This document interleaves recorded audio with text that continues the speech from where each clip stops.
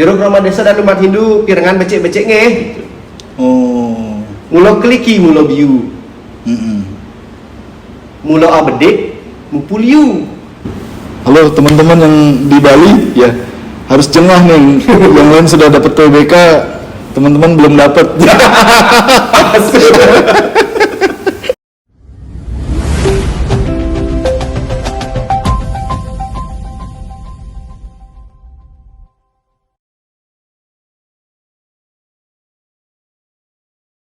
Assalamualaikum warahmatullahi wabarakatuh. Salam sejahtera, Om Swastiastu.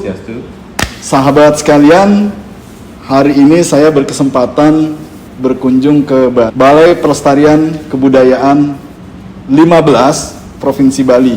Nah, hari ini saya alhamdulillah bisa ketemu dengan saudara kita, Mas Iputu Putra Kusuma Yuda, Esos MSI. Beliau adalah pamong budaya pertama pada BPK 15 Provinsi Bali. Apa kabar Mas Yuda? Baik, Mas. Terima kasih. Sebelumnya saya mengucapkan terima kasih atas waktu yang sudah Mas Yuda berikan untuk saya dan sahabat-sahabat saya. Seperti biasa, saya ingin ngulik nih tentang budaya Bali yang terkait dengan nilai-nilai integritas atau budaya anti korupsi. Sebenarnya ada nggak sih Mas Yuda di Bali itu? Wah, kalau budaya itu sih banyak banget. Tapi sebelum kita mengarah ke sana, kita kan harus tahu nih, sebenarnya di Bali itu ada korupsi nggak sih dari dulu? Gitu. Oh gitu. Ya, Oke. Pokoknya kita gali sebanyak-banyaknya ini info dari beliau. Ya, jadi kalau yang pernah saya baca itu korupsi itu ada sejak zaman manusia itu mulai dia berkelompok. Oh iya, oh gitu ya. Kenapa mulai berkelompok dia sudah ada korupsi kan? Karena di sana manusia mulai memiliki keinginan untuk menguntungkan dirinya sendiri, apakah dalam makanan, perlindungan dan lain sebagainya. Jadi udah dari zaman dulu sebenarnya ada korupsi, cuman kita tidak mengenal kata korupsi itu. Istilah korupsi ini kan sebenarnya baru kan? Betul ya. Artinya kecurangan sebenarnya sudah ada dari dulu ya. Nah demikian juga di Bali. Menurut catatan prasasti. Jadi ada banyak temuan tentang itu. Biasanya kalau dalam prasasti itu tertulis tentang satu batas desa, kemudian hak dan kewajiban warga desa, dan yang ketiga masalah pungutan pajak dan masalah-masalahnya. Nah itu dia. Jadi pajak ada juga dari zaman dulu ya? Ada dong, termasuk masalah-masalahnya. Bukan sekarang aja pajak ternyata ada.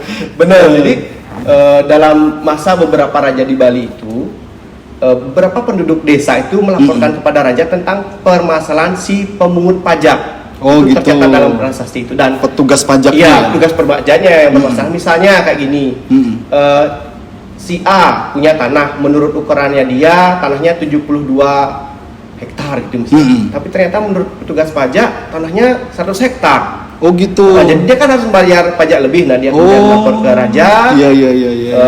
Bagaimana selisihnya? Akhirnya diketahui bahwa si petugas pemungut pajak ini memakai alat yang tidak standar. Oh. Itu yang pertama, ada yang seperti itu. Kemudian ada juga di prasasti yang lain tertulis bahwa si warga desa ini sudah melapor pajak, tapi ternyata di catatan itu tidak ada belum store pajak. Akhirnya setelah diselidiki, ternyata si petugas ini yang bermasalah. Nah, itu sudah ada. Jadi perilaku korupsi sudah ada dari dulu. Kalau menurut sejarah itu berapa puluh tahun atau ratus tahun yang lalu? Kalau di catatan prasasti itu dari abad ke-10 itu sudah. Dari abad ke-10. Ya, sekarang abad ke-21 ya? Iya betul. Tapi kan ketika itu juga ada raja yang sebagai penengah ya, jadi mengadili ya.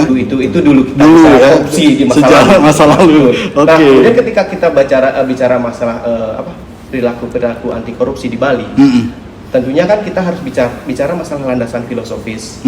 Ada beberapa landasan filosofis. Kalau yang pertama kan orang Bali yang beragama Hindu tuh percaya dengan hukum karma pala kan. Karma pala. Ya, hukum sebab akibat. Jadi apa yang kamu lakukan nanti ada balasannya. Ya, apakah di masa sekarang atau di kehidupan yang mendatang. Itu yang pertama. Iya. Itu kemudian yang kedua ada juga. Sorry Mas Yuda, maaf. Mungkin yang disebut karma pala itu orang masyarakat mengenalnya dengan hukum karma gitu ya? Iya betul sekali. Kira kayak gitu. Terus yang kedua ada istilah tatuam asi. Tatwamasi. Iya, aku adalah kamu. Jadi kalau itu kan jadi kalau kita misalnya berbuat korupsi, kan kita merugikan orang lain tuh. Iya. Atau merugikan teman-teman yang ya, nonton acara ini. Rakyat atau betul. siapa lah gitu ya. Ya, itu kan jadi perasaan. Jadi aku adalah kamu. Nah, kalau kita dibegitukan gimana perasaannya? Oh, iya. Ya, jadi itu kan juga landasan filosofis yang mendasar. Saya adalah kamu. Iya. Jadi kalau saya menyakiti kamu, berarti kamu menyakiti diri saya sendiri. Betul. Oh gitu. Itu iya. Ketiga, Trikaya Parisuda. Trikaya Parisuda. Iya. Jadi itu ada yang berpikir yang baik, berkata yang baik, dan berbuat yang baik. Oh, Trikaya Parisuda. Iya. Tri itu 3 ya. Berkata. Berpikir dulu, dari berpikir kan, berkata dan berbuat yang baik. Iya. Itu yang ketiga ya. Kemudian yang keempat ada kemudian prinsip apa ya, kebersamaan itu ya, seguluk sebayang take. Oh, sebulut sebayang take. Seguluk segilik sebayang take. Itu ada prinsip seperti itu. Jadi kita bekerja bersama dalam sebuah masyarakat untuk mewujudkan suatu tujuan bersama. Jadi kita tidak bisa bekerja sendiri-sendiri. Jadi semua saling terikat dia satu sama lain. Itu ada prinsip seperti itu. Jadi tentunya itu kan prinsip integritas jadinya. Kalau ada korupsi di sana kan susah jadinya. Iya, betul. Terus yang terakhir ada budaya ini sebenarnya, budaya atau malu. Atau malu. Iya, kemudian ini dikaitkan dengan rasa jengah. Rasa jengah ya. Itu apa ya bahasa Indonesia ya? Kayaknya nggak ada. Ada jengah bukan bahasa Indonesia, bukan? Pokoknya rasa nggak enak lah gitu, tidak enak ya. Jengah lah rasa gitu. tidak enak itu kan malu. Rasa tidak enak. Nah, ini kemudian dikaitkan dengan integritas dan perilaku anti korupsi. Nah, bayangkan bagaimana kalau kita diketahui korupsi, kan pasti malu kan, mengundurkan diri dari masyarakat. Kemudian kan kemudian ada timbul rasa jengah ketika kita dibilang orang yang lebih terbelakang dari sebagainya. Kan harus semangat kalau udah jengah, semangat. Saya harus membuktikan diri nih bahwa saya tidak korupsi kan seperti itu. Nah, itu ada prinsip-prinsip seperti itu di Bali. Kemudian ketika kita bicara masalah praktik kebudayaan di Bali, itu kan kalau di Bali ini terkenal dengan Desa Kalopatra, jadi di satu tempat itu tidak bisa disamakan dengan di tempat lain. Gitu. Ya, berkaitan dengan perilaku anti korupsi tersebut, ada sebuah ritus kalau tidak salah, namanya Metiti Suara. Ritus itu apa itu? Upacara. Upacara. Iya, betul. Biar sekalian sahabat tahu ya. Jadi ada ritus kan di OPK itu ada salah satunya ritus Metiti Suara itu dilaksanakan di Pura Batur.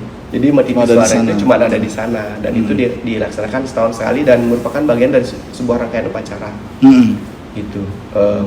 Metiti Suara itu sebenarnya kan titi itu jembatan. Kemudian suara itu kan bunyi. Jadi Metiti Suara itu sebenarnya lebih ke arah apa ya, jembatan dari orang yang disuruh membacakan suara itu.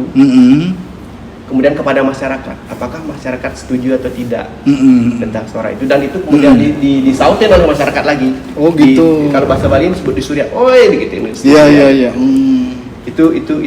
Itu suara apa itu? Yang nanti ada seorang jeru yang di sana di Batur. Jadi di Batur itu ada struktur masyarakatnya, dia berbeda dengan masyarakat Bali Selatan atau Bali kebanyakan. Jadi hanya khusus untuk berlaku di wilayah Batur saja ya? Betul. Makanya kan di Bali itu Pak Yuda bisa nggak memperagakan suaranya itu, petikan suaranya gitu? Dia suaranya misalnya seperti ini, jeruk Rama Desa dan umat Hindu pirengan becek-becek ngeh gitu.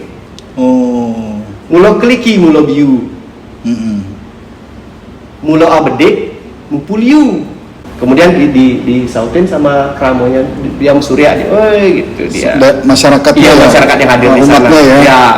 Nah, itu apa artinya sebenarnya itu? Cara harfiah artinya itu kan mulo kliki, mulo biu, jadi nanam sedikit tuh hasilnya nanti banyak. Itu dia. Apalagi nanti ketika hasilnya yang banyak ini kita persembahkan kepada betara-betara atau dewa-dewa yang berstana di sana, itu akan menghasilkan lebih banyak lagi. Itu yang pertama. Kemudian yang kedua sama dengan tadi dia, jeruk Rama Desa dan umat Hindu sarang sami pirengan itu lagi dia yang kedua nih. Ada 3 sebenarnya. Bahas barat, bahas putih, saneda dan disugih. Tahu nggak artinya? Enggak. Harus diterjemahkan ya. Padahal sebenarnya bahasa Bali yang sederhana. Umum aja sebenarnya. Itu kan beras dia. Iya. Beras dan bara itu kan merah. Oh, beras merah, beras putih. Seneda jadi suki. Jadi kita itu bisa dari miskin menjadi kaya kalau berusaha dengan sungguh-sungguh hati. Oh, ya, gitu kita bisa ya. dengan sungguh-sungguh tanpa melakukan perbuatan yang tercela itu pasti akan sukses. Oh, itu maknanya. Siap. Kemudian yang terakhir nih, Juru Krama Desa dan umat Hindu sareng sami pirengan nggih. Sampunan ngangen kriya upacara dana upayane ngangen dayan upayane angen. Jadi dalam berbuat pakailah kemampuan sendiri. Ya, jangan mengandalkan cakep ini, cakep. Dan itu kemudian setelah ini lagi Tapi itu yang biasa nyontek tuh, pakai kemampuan sendiri kalau sedang ujian ya udah ujian kemampuan sendiri. Gitu kira-kira Pak Yuda. Betul. Ya itu kan artinya prinsip-prinsip integritas itu di tingkatan desa sudah berlaku itu hal seperti itu. Jadi ya dalam upacara itu memang jadinya kayak laporan keuangan dan lain sebagainya itu harus disampaikan secara transparan. Pada saat upacara sebelum upacara. Dan keterlibatan masyarakat dalam upacara Petiti Suara ini juga itu semua masyarakat terlibat dan kita boleh mengusulkan diri. Seperti itu. Jadi di Batur itu dia kan masyarakat Bali Agel Jagat Golong yang lebih dahulu tiba di Bali dibanding masyarakat Bali Dataran atau Bali Selatan. Oh gitu, ya. Di Batur itu ya? Iya. Oh, jadi dia pendahulu ya? Iya. Yang tinggal di Bali ini ya? Iya betul. Jadi Dewata ini prinsip hidupnya mereka itu masih sangat bersahaja dan sederhana. Betul. Oke Pak Yuda, nah sekarang kalau yang berlaku secara umum di masyarakat Bali, budaya apa itu yang masih terkait dengan nilai-nilai anti korupsi atau nilai integritas ini? Kalau yang berlaku secara umum di Bali itu seperti prinsip-prinsip integritas yang kayak yang tadi ya? Iya, itu berlaku secara umum. Secara filsafat. Dimanapun dia pasti jalan seperti itu dan dimanapun juga masyarakat Bali percaya akan hal-hal seperti itu dia pasti dia. Iya, oke. Nah, ketika terjadi pelanggaran nih, saya mengambil haknya Pak Yuda gitu. Kira ada sanksi nggak itu secara adat ya? Secara budaya di Bali itu ada nggak itu? Ada. Nah, itu berupa apa tuh kalau ada? Kalau kita bicara sanksi kan tentunya kita kalau orang Bali ini kan dualitas ya banyak dia. Dualitas? Iya, ada skala dan skala. Kalau itu apa? Skala nyata, misalnya kalau kita ketahuan nih korupsi nih, itu udah pasti kasepakan dia, udah pasti dikeluarkan ya. Dikeluarkan dari Banjar, dari komunitas lah kita kalau kita bicara komunitas apakah komunitas desa atau minimal Banjar dia pasti dikeluarkan ya. Dikeluarkan jadi warga Banjar tersebut. Iya, kesepakat. Dikeluarkan secara fisik atau secara ini? Atau secara fisik sosial aja gitu. Nah, itu tergantung awik-awik yang berlaku di sana. Nah, ini lagi nih. Awik-awik itu apa? Jadi awik-awik itu aturan dan itu sudah awik-awik itu sudah disepakati bersama dan disetujui oleh bersama. Oh. Gitu. Keren ya sahabat, kita jadi tahu nih khasanah budaya Nusantara. Ya. Oke, kembali ke tadi. Awik-awik disepakati dulu oleh seluruh anggota komunitas Banjar. Iya. Nah, ketika ada pelanggaran katakan mengambil hak ya. Mengambil hak orang lain. Misalnya kalau diberi kesempatan dia untuk mengembalikan, misalnya dulu kan tentunya ada kesempatan tidak langsung eksekusi kan. Kalau tidak bisa ya dikesepakatan dia dikeluarkan dari Banjar Adat. Sementara ini sih secara sosial dia dikeluarkan. Oh, secara sosial. Khususnya ketika kita bicara bahwa tanah yang dimiliki itu adalah tanah milik. Nah, kalau itu merupakan desanya ayahan desa, itu lebih gampang, jadi ketika dia kesepakatan dia bisa dikeluarkan dari masyarakat itu, diusir. Oh, diusir. Tapi karena ini memang asetnya desa lah gitu ya. Iya, apalagi dia secara fisik diusir ya. Iya. Tapi kalau sekarang di Bali sih lebih banyak secara sosial karena sebagian besar juga tanah di Bali kan milik pribadi. Kecuali beberapa desa-desa tertentu memang ayahan desa. Hak dan kewajiban kan kalau ayahan desa sudah harus dipenuhi. Iya, apalagi betul. Perilaku korupsi kan sekarang apa namanya? Kejahatan terhadap kemanusiaan ya. Iya, betul. Seperti itu. Betul, kejahatan kemanusiaan. Iya. Ya, seperti itu. Oh, diusir secara fisik ya? Iya, kalau yang tanah ayahan desa. Iya. Oke. Kalau yang ini biasanya, kalau yang tidak biasanya paling masih dia tetap tinggal di sana, secara sosial dia dikeluarkan. Kan ribet juga, sanksi sosial itu unik di Bali. Nah, itu yang saya mau tahu tuh. Mungkin sahabat-sahabat juga mau tahu. Sanksi sosialnya berupa apa itu?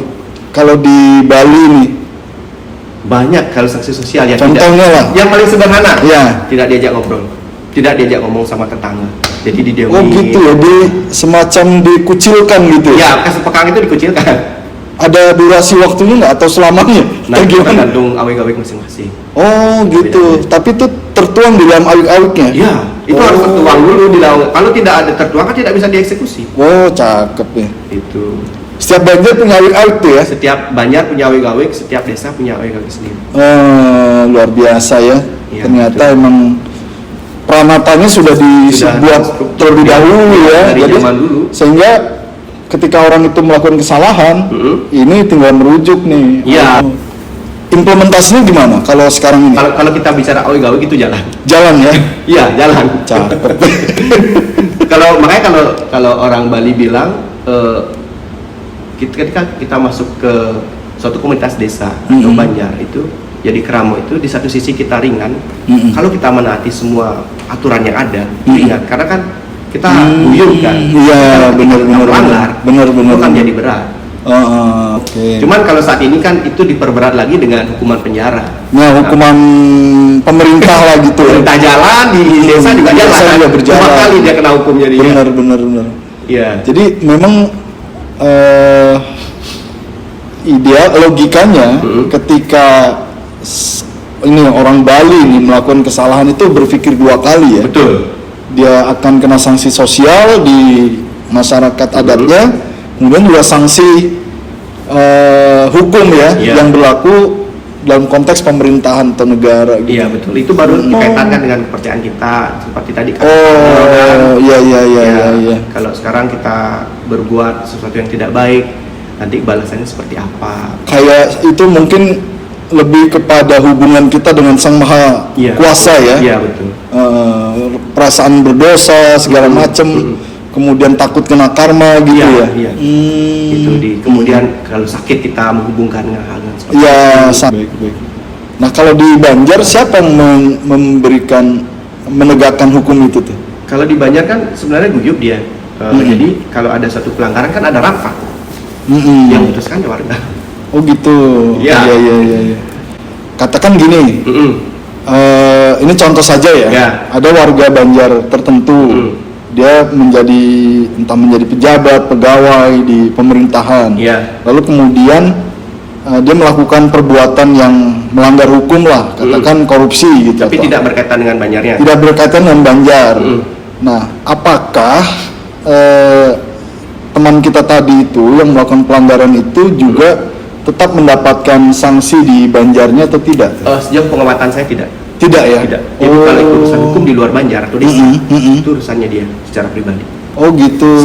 Sejauh pengamatan saya belum menemukan ada yang ketika dia kena kasus korupsi, kemudian di Banjarnya juga diberi sanksi. Iya, dikesepakan, dikucilkan tuh saya belum menemukan hal itu. Oh gitu.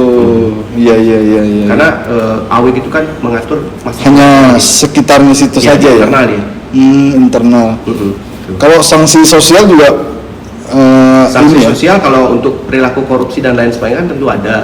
Tapi tidak seberat kalau dia melakukan itu di wilayah di Banjarnya.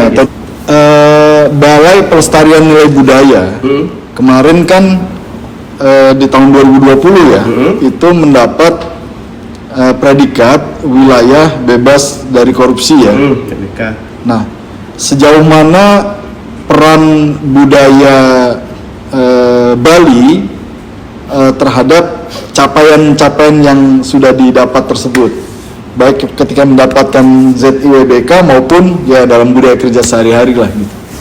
Besar lah peran. Sangat besar. Iya, betul. Karena contohnya gimana tuh? Karena yang pertama sebagian besar pegawai di sini kan orang Bali.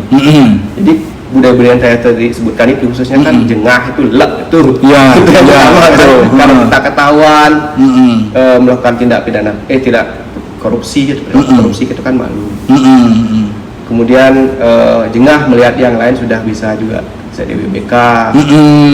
Kita belum gitu ya. Belum. Padahal apa yang kita lakukan sudah.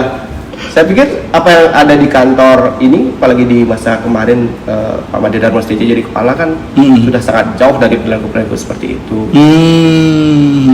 Itu jadinya ya prinsip-prinsip filosofis yang seperti saya bilang tadi itu sangat besar. Iya. Prinsip-prinsip seperti itu, dan itu juga yang menjadikan kami kemarin di BPNB Bali lolos jadi BBK kan. Iya nih. Halo teman-teman yang di Bali, ya harus jengah nih. Yang lain sudah dapat PBK, teman-teman belum dapat. Oke, tadi yang closing statement Pak Ida. Yang tadi coba. Kalau menurut saya sih harusnya sadar diri lah. Kita kembali ke diri sendiri, kemudian kembali prinsip-prinsip yang sudah diajarkan oleh orang tua kita di rumah dari kecil itu tentang bagaimana hidup yang baik dan benar, filosofi-filosofi yang ada, dan budaya-budaya yang kita pelajari dan kita laksanakan dari kecil. Itu dipegang teguh ya? Iya, itu dipegang teguh ya memang masalahnya ada di internalisasi ya. Iya betul. Orang biasanya tahu tetapi tidak diinternalisasikan atau tidak dipraktikkan dalam kehidupan sehari-hari. Iya betul. Ya semoga kedepannya juga ketika kita bicara masalah transparansi, kemudian korupsi, Indonesia bisa jadi lebih baik lah. Dan saya yakin itu di tangan generasi muda. Benar. Oke, Bli, terima kasih banyak atas informasinya. Semoga bermanfaat, menginspirasi Indonesia umumnya dan Bali pada khususnya.